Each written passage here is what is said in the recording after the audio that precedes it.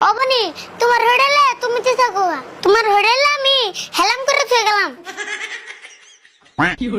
এটা রে আমলেট কি জন্য কইছে আম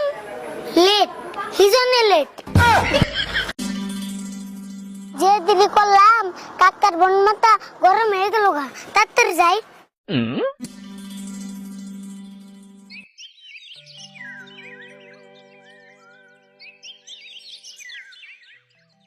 আর এগুলো আন্ডার নিয়ে যেতে দেরি করে গে